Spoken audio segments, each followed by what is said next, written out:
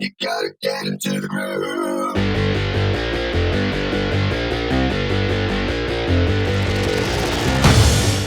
Gentlemen and gentle ladies,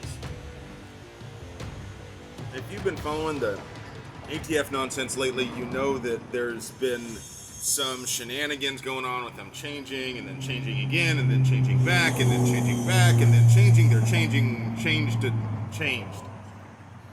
And the most recent is that they sent out the cease and desist letter to Q, and apparently, maybe unconfirmed, a whole bunch of other companies also received cease and desist letters regarding pistol braces.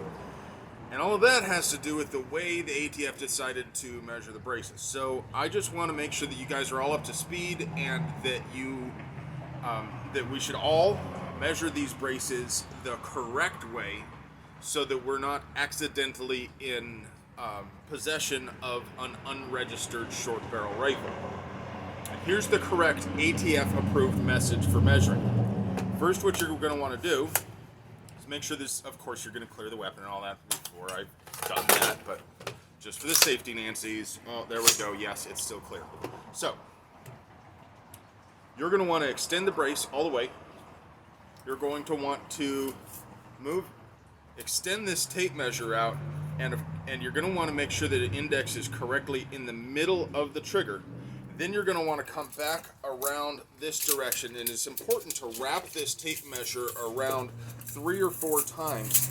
Then you're going to want to make a half hitch and a bow line like this.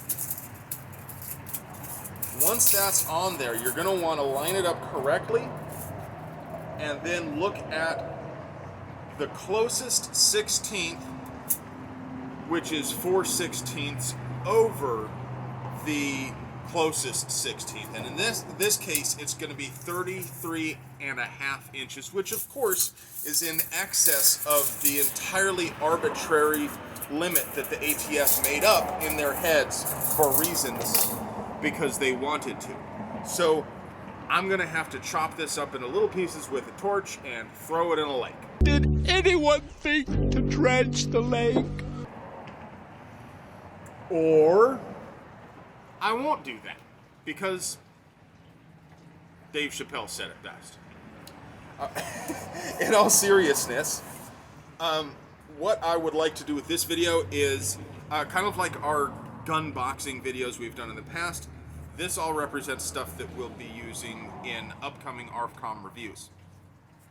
I'm going to be reviewing the Saint 308 pistol. So the Saint comes with a variety of kind of mid-grade upgrades, like this blast redirecting device, this hand stop, the flat face trigger, and that's a great thing if you're planning on adding those things in the first place, and maybe not such a great thing if you were going to put different things on your gun, or maybe you don't want a hand stop at all. All that does is just add cost when you're just going to take the things off.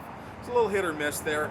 I would personally prefer not to have a lot of upgrades on a factory gun and let me do it myself, but I'm weird like that. I'd like to hear your opinions and your questions.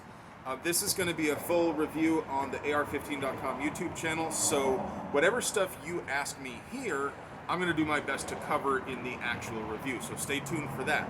The other thing I'm going to be reviewing in a separate review is going to be the new primary arm Cyclops.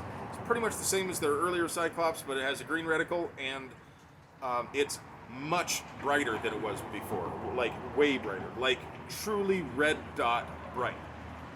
So tell me about the stuff you want me to cover in the Cyclops review as well.